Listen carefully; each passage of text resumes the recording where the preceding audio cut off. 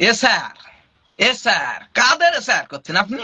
হ্যাঁ, এই দেশে জন্ম, এই দেশে খাই, এই দেশে পড়ি, এই মাটি খাদ্য ফললেই আমরা খাই।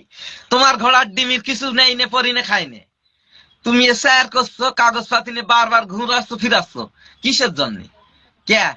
তুমি এসি ঘরে বসো আর পরের সম্পদ লুট করিয়ে অনেক অনেক অর্থ কামাই বসে আছো বলে ওখানে বসে আঙুল করছ। গরিব মানুষগুলো কি হয় জানো না? একদিন না খাটলি খাওয়া হয় না, তাদেরকে তুমি পাঠাচ্ছ বারবার, এই এটা আপডেট করো, ওটা ওটিপি করো, ওটা এই করো, ওটা করো। হ্যাঁ, নেতা হয়েছো, বড় নেতা হবার শখ। জনগণের উপকার করার ক্ষমতা নেই, নেতা হওয়ার শখ আছে না? সত্যি বন্ধু, তোমাদের নেতাগিরি মানে বোঝা যায় না। তোমরা কি নেতাগিরি করো, আমার তো মেমোরি মাঝে মাঝে হ্যাং হয়ে যায় তোমাদের নেতাগিরি কালচার দেখি। হুম, যাই হোক বন্ধু, এরকম নেতাগিরি করো না।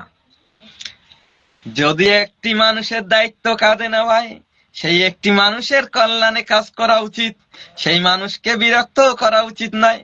একটি মানুষ তোমাকে ভোট দিচ্ছে এই জন্য যে আমার দেশের নেতা এই হবে, সে আমাদের কল্যাণে কাজ করবে, সে এটা করবে না, বিদেশি দালালগিরি করবে না।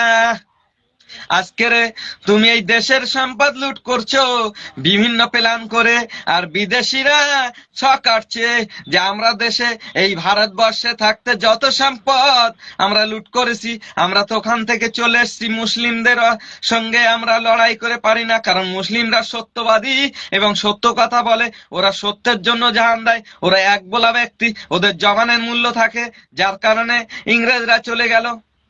কিন্তু ওরা বাড়ি বসে প্ল্যান করে যে তোদের মতো এই বিজেপির মতো নেতাদের নিয়ে যে এদের দিয়ে দুর্নীতি করাবো দেশের ভিতরে, আর এরা নিজেদের বাঁচার জন্য সমস্ত সম্পদ নিয়ে আমাদের কাছে আসবে, আর সেই সম্পদ আমরা বাজেয়াপ্ত করব। আর সেই সম্পদ আগে দেশে ভারতবর্ষে আমরা বসে সম্পদ লুট করতাম, আর এখন ভারতবর্ষে বসবো না, অথচ এই বিদেশের মাটিতে বসে আঙুল ঘুরিয়ে ভারতের সমস্ত সম্পদ লুট করে নিয়ে যাবো। আর ঠিক তাই হচ্ছে, ভালো করে খেয়াল করে দেখুন।